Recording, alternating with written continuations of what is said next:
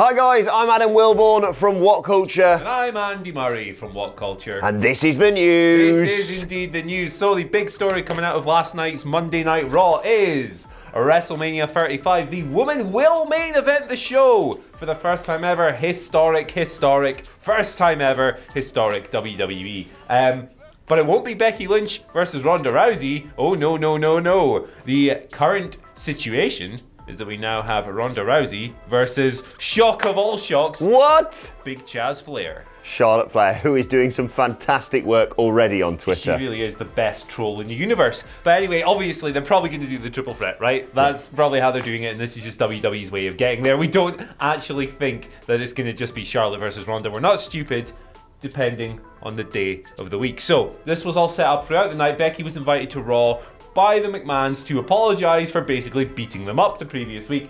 Triple H and Stephanie basically said, you apologise, you get back in the Rousey match. Becky, being the man, obviously didn't want to do that. She spent her evening backstage kind of deliberating, thinking about it, talking to Alexa Bliss, talking to Finn Balor, talking to Ronda Rousey as well, who really wants the match. She wants to make history with historic moments, WWE speak. All boiled down to this main event segment. Becky comes out, Triple H and Stephanie are out. She finally apologises, which was kind of a weird character moment. And then it made sense. It means to an end, isn't it? I'm sorry, but I'm still going to batter Ronda Rousey, so. And then Vince McMahon. Here he comes. Big banter Vince, your dad at the wedding, pissed as a fish, and says, nah, Becky, you're still suspended for 60 days. That lasts until after WrestleMania. I'm going to introduce someone with charm and charisma who will face Ronda Rousey himself. Charlotte Flair. Ric Flair. Geez, that'd be something else. Yeah, couldn't put it past him.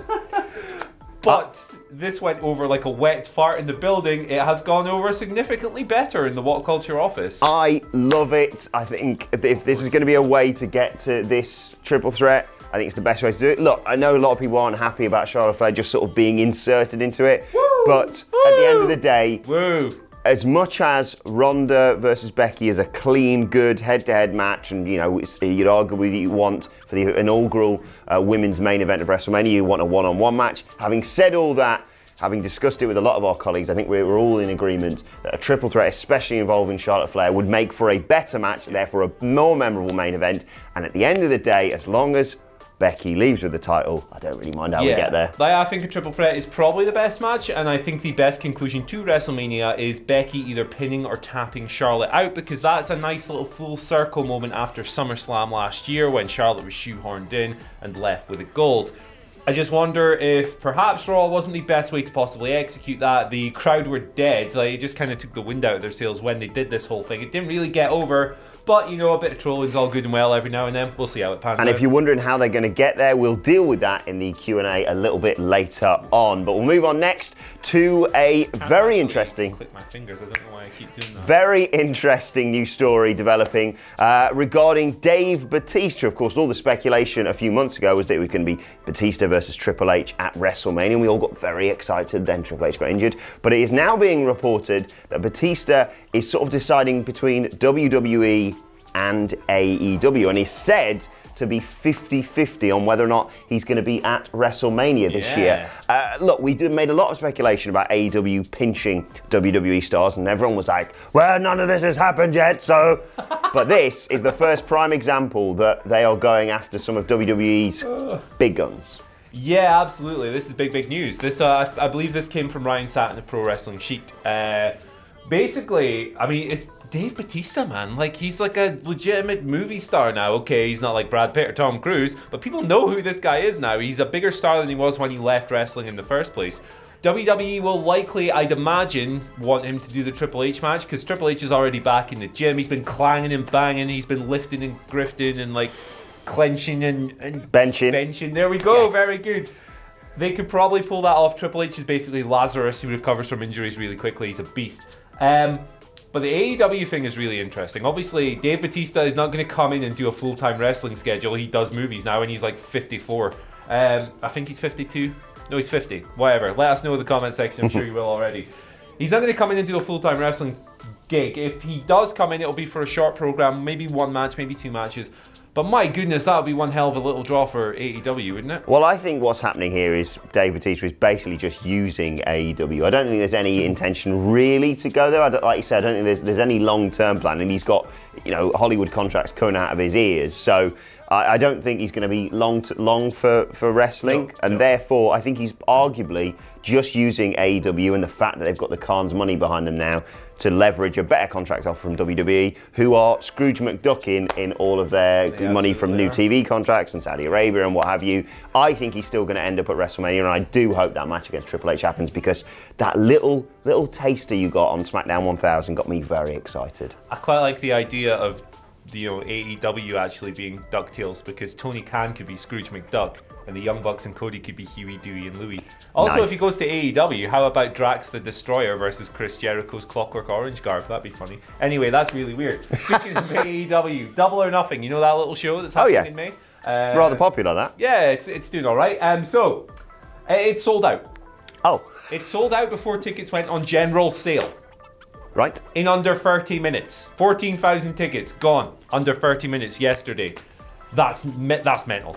That is insane. That goes to show that they could have booked an even bigger building in Las Vegas than this 14K one. Now, apparently the talk is that the Jacksons will think of recalibrating this. There had been talk of maybe setting up for 20,000, which is mental. Shagger Dave was on Observer Radio the other day, and this is ridiculous, saying, well, you know, they could have sold 63,000. Probably not, Dave, maybe not. But this is a huge success. They've sold it out in the goddamn pre-sale. Yeah, exactly. I think it just showcases how much desire people have for AEW to succeed and how much people want to see this new promotion as well. I agree. I think it could and probably will do a bigger venue, considering this sort of a reaction, I suppose, in terms of dipping your toe in the water, thinking, all right, we had a great reaction to All In, but people will there still be the demand, despite all the coverage we've had for Double or Nothing, and it's obviously still there. So I can see them, changing venues, perhaps going bigger, and still selling out in no time at all. Yeah, it's crazy. Like, the progress they've made just shows maybe there is more of a desire for like non-WWE wrestling than we've long assumed, because even guys like Meltzer have long said that, you know, wrestling's audience, its potential audience just isn't there anymore. We've seen it with failed TV negotiations in the past. I mean, there is still some evidence to support that. Play a little game with you. Impact Wrestling on Pursuit to their new network the other day. Go and give me a rough estimate of how many viewers you think they got. Now, this is going to blow your goddamn mind. Absolutely no idea. Go on. 12,000. Oh, no. 12,000 people watched that. So, more people will attend Double or Nothing than watch Impact Wrestling on TV. That is insane. And you know, it's looking like a great card as well. We've got Kenny Omega versus Chris Jericho again. We've got Pac versus Hangman Page. We've got a tag team dream match in the works between the Lucha Brothers and the Young Bucks. It's looking fantastic. Awesome. And there's obviously going to be Starcast 2 in and around that as well. I'm going to be interviewing Conrad Thompson in the next few days. So if you've got any questions you want me to ask him, I can't wait to hear his opinion on AEW's future. If you've got any questions you want me to ask him, let me know in the comments section below. Let's move on to today's final story, and with Elimination Chamber less than a week away, some bad news about one of the competitors in there. It looks like Mustafa Ali is going to miss Elimination Chamber. This is according to Fightful. He's been carrying an injury, working through it, and I think he's not going to be able to make it onto the card, which is disappointing for him. But it's not like they're struggling for people to drop in instead. Yeah, it's a shame for Ali, because he's the real rising star on SmackDown at the moment. He's had these little mini feuds with Samoa Joe and now Randy Orton. He apparently aggravated an existing injury in the Royal Rumble. Then who threw him out of there? I do. Nia Jax. Okay. Yeah. Just saying. Yeah, but then Seth Rollins. He then obviously like headbutted Randy Orton's boot or whatever on SmackDown and ended up with a massive shiner. And then he apparently injured himself again on a Sunday house show this past week. So he's not going to be cleared in time. It is a shame, but it also gives them the opportunity to maybe put someone else in. So Adam Wilborn, who would you like to see thrown in there? Because I think we're going to agree on this. Yeah, I think there's a lot of amazing talent on the SmackDown roster, but I'd like to see an NXT call-up just be randomly dropped in, and that man is Eric Bugenhagen. Put him in the main event, put the WWE Championship on him at Elimination Chamber. I love Daniel Bryan, but the Bugs Cruise needs to be WWE Champion yesterday. And then him and Caleb Braxton can reenact their little, you know, air guitar thing. Well, what noise does Eric Bugenhagen make?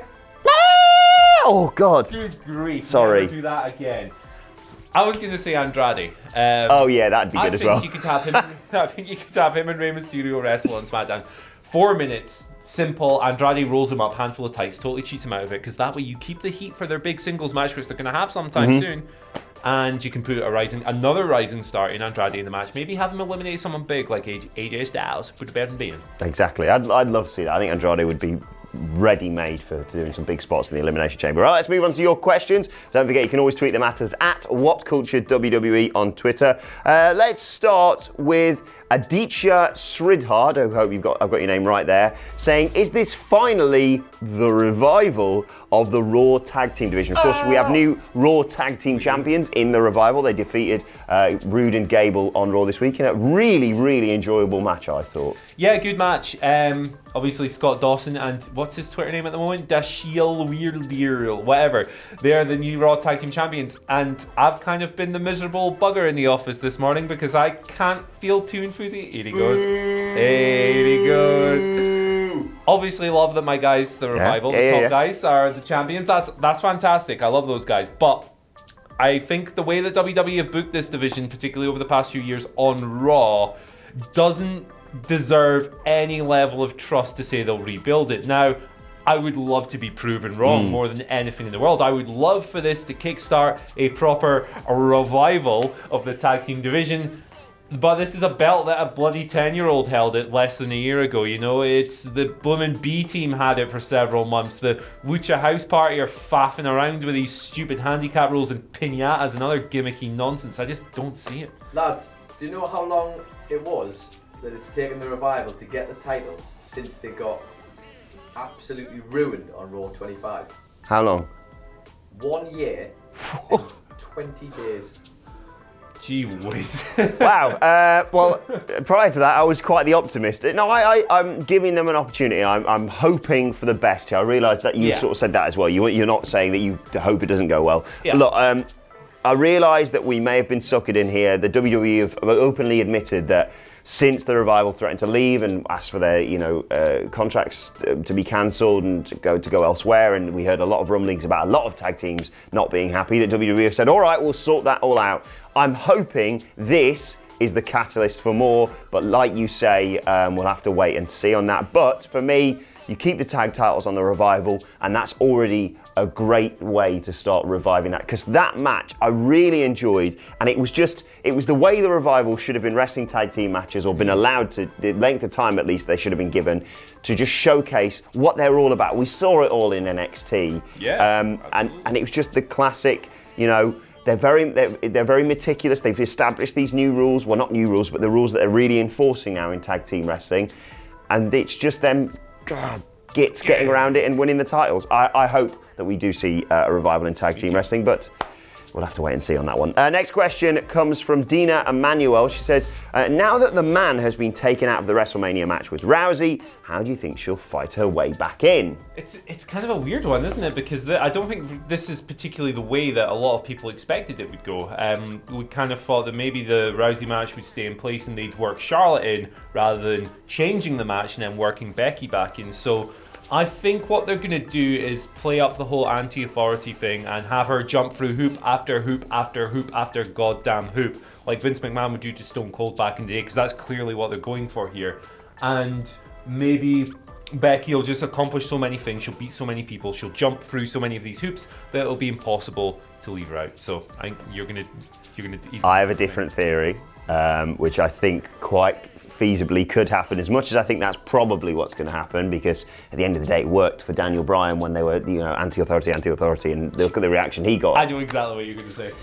I know in a few weeks' time, Ric Flair is going to be returning to WWE for a big birthday celebration, and Becky Lynch is going to break his arm. That's what's going to happen. Snap the old man's arm off and demand to be put in the match, because it's the most badass thing that she could do, and I'd love to see it. I'd be on board with that, particularly after Ric Flair kind of forced himself on Becky a few years ago. Edited out on the network, that was horrendous. I had to rewatch that match recently for something. What a gross company, man. And then he kissed her, and then she lost the title, or lost the match, because he threw his jacket on her. Yeah. Doesn't stop me from doing a move, that. She was already in the disarmer, but anyway. Yeah, I think she's going to go in, torture an old man and get hopefully reinstated into the match. What we're saying is that Becky Lynch is definitely losing to Stephanie McMahon at Fastlane. Oh, don't put that poison in here. Final question today comes from King Kong Ted Bundy. Thank you for your question. He says, what will the main event be for the next Saudi show? Oh, do you want to know his pick? Yeah, I do. Hogan and Gangrel. Hogan and Gangrel, my man. Big fan of that. Maybe like a Brood reunion, you know. Edge, Christian, and Gangrel versus Matt Hardy, Jeff Hardy, and Lita. Yeah. In all honesty, The Undertaker, Kane's probably more likely. The Undertaker's like broken to pieces. Kane versus who's old and like it's Scott Hall. I don't know. I just think I think if they can get Batista back for WrestleMania, I think they might wheel him out one more time. Oh yeah, he might be up for that Arabia. Saudi money. It'll be Batista. I mean, they might do Batista versus The Undertaker. Yeah, Like, storied had a history. Great rivalry back in the day. Obviously, this might not be so great, but that oil money talks, baby. Exactly. Right, let's move on to today's and finally. There's been a bit of a joke doing the rounds on WWE. A bit of a joke. Ever since the king of toxic masculinity, apparently, according to commentary last night, EC3 debuted on the main roster. Or as AJ Styles would call it, toxic masculinity. And the question has always been, look, what EC3 is known. Well, it is Ethan Carter III, of course. But the joke that they've been making is, where are EC1 and 2? Well, thanks to Twitter and thanks to EC3 himself, who's seen the funny side of this joke, we now know who EC1 and EC2 are. He tweeted this picture out the other day. I think these T-shirts are even available on Etsy. He's sent the link there as well. So Drake Maverick and Braun Strowman are EC1 and 2. Interesting. If you rearrange them in a different way, they could almost be like Russian dolls, couldn't you? You Indeed. open up Braun, you get EC3. You open up EC3, you get Pissy Pants Maverick. Yeah. So there you go. There's the answer. There's what EC1 and 2 are. Yeah. Not, It's not not up there with Tree Mode. I'm not Not gonna up there lie, with Tree Mode. but, you know, It's 3 been- stars. It's been a busy day of wrestling news. Let us know your thoughts on that and all of today's news stories in the comment section below. Biodiesel. And don't forget to like, share and subscribe. And make sure you subscribe to WhatCulture Wrestling on either iTunes or Spotify for daily wrestling podcasts. My thanks to Andy Murray. Thank you for watching and we will see you soon. Sausages.